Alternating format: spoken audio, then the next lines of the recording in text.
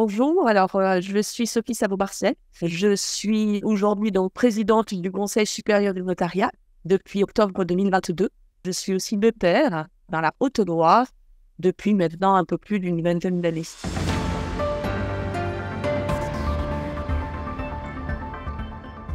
À l'occasion des 20 ans de l'accord de coopération des notariats français et algériens, vous vous êtes rendu en Algérie.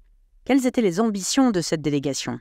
On voulait vraiment marquer ces 20 ans de l'accord de coopération des notaires français et algériens. Alors, pourquoi ? Parce que les liens sont bien évidemment forts entre nos deux notariats. Et 20 ans après la signature de notre accord de coopération, il était pour nous important que nous nous rencontrions de nouveau pour échanger et donc faire le bilan en fait de ce qui avait été accompli pendant ces 2 décennies. Et il était important que cette rencontre soit en Algérie, parler donc de ces beaux sujets. Puis-je vous demander maintenant en quoi cette coopération était importante et les enjeux de la coopération France-Algérie ? Elle a repris et on a évoqué ensemble les actions qui ont été réalisées donc en coopération avec le notariat algérien. Il existe actuellement 5 jumelages. Il y a une vraie attente côté notaire algérien de raviver un petit peu ces jumelages qui pour certains étaient un peu anciens, qui pour d'autres fonctionnent bien, et puis pourquoi pas aller en chercher d'autres.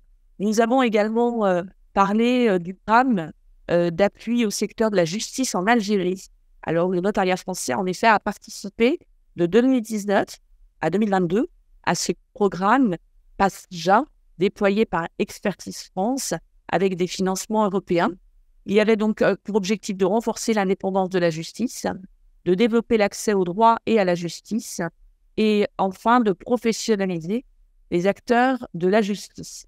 Le notariat français a apporté son expertise dans 2 domaines, la mise en place des formations notariales, donc des formations qui sont tenues sur la gestion des offices, la rectification des erreurs et la responsabilité civile, disciplinaire et pénale du notaire, ainsi que sur les questions du droit international privé.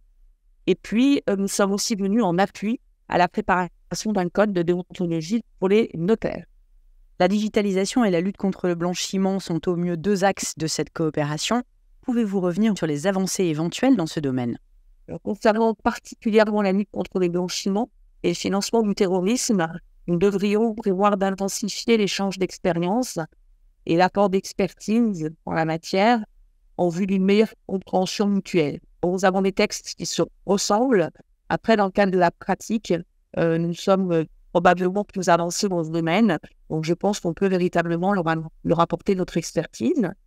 Et alors, en ce qui concerne le numérique, notre coopération va se renforcer aussi fortement dans ce domaine avec des échanges sur les modalités de l'acte authentique électronique, le minutier central électronique, l'acte ou parution à distance, l'accès électronique aux différents services de l'État, la mise en place de fichiers utiles à la profession ou encore tout autre outil digital d'intérêt mutuel. Et pour s'assurer de la mise en œuvre de cette coopération et poursuivre son inscription pour les 20 prochaines années, nous devrions mettre en place un comité franco-algérien qui se réunirait plusieurs fois par an afin de faire notamment le bilan des actions de coopération. Ma dernière question porte sur votre mandat qui va s'achever au mois d'octobre.